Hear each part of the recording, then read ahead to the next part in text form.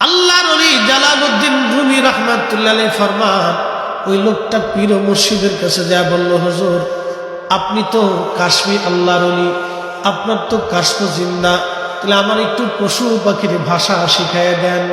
তখন ওই অলি বলতেছে, বেটারে তুমি পশু পাখির ভাষা শিখলে বিপদগ্রস্ত হবা, এর ওজন তুমি সহ্য করতে পারবা না। লোকটা বলতেছে, না হুজুর আপনি দয়া করে আমাকে পশু পাখির ভাষা দয়া করে শিখাইয়া দেন। বড় চাপাচাপি করার বিনিময়ে হুজুর তারে পশু পাখির ভাষা শিখাই দিলেন। তো পশু পাখির ভাষা যখন শিখাই দিলেন, শিখাই দেওয়ার পরে সে বাড়ি আসছে। বাড়ি এসে খাওয়া দাওয়া করতেছিল, এমন সময় তার বাড়ির কুকুর আসছে। কুকুর আসার পরে ওই সে চিন্তা করলো, আমি তো খানা খাচ্ছি, তাহলে কুকুরকেও কিছু খাবার দে। সে তার খাবার থেকে কুকুরকেও কিছু খাবার দিছে, দুইটা রুটি ছিঁড়া কুকুরকে দিয়ে দিছে। আল্লাহ প্রত্যেক সৃষ্টির ভিতরে রেজুলেশন আল্লাহ দিয়ে রাখছে। এই কুকুর, একটা কুকুর আর একটা কুকুরের খাবার খেয়ে ফেলে দেওয়ার পরে ওই কুকুর ডাক দেখায়, তুই তোমার মন খারাপ করিস না ভাই, তোর রুটিটা আমি খাইছি, এই কয়েকদিন পরে বাড়ির মালিকের গরু মারা যাবে।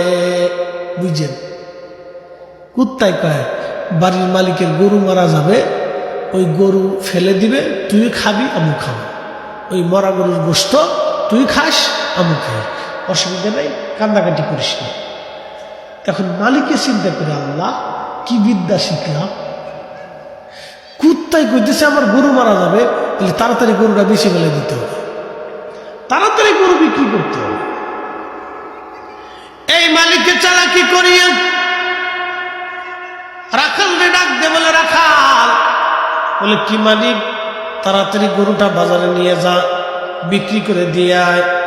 তখন মালিক ডাক দে, রাখাল ডাক দে, বলতেছে, মালিক রে গরু যে বিক্রি করব, বলেন তো এই গরু বিক্রি করব কেন, এত সুস্থ গরু বিক্রির তো কোনো প্রয়োজন নাই। মালিক ডাক দেখে, রে রাখাল তুই বুঝবি কি, তাড়াতাড়ি গরু বেচে ফেলা, আমি গরু বিক্রি করতে বলছি, তাড়াতাড়ি গরু বিক্রি কর। তো রাখালে নিয়ে তাড়াতাড়ি গরু বিক্রি করে দিয়েছে। গরু বিক্রি করে দেওয়ার পরে কয়েকদিন পরে আবার খাইতে বসছে, আবার ওই কুত্তা দুটি আসছে।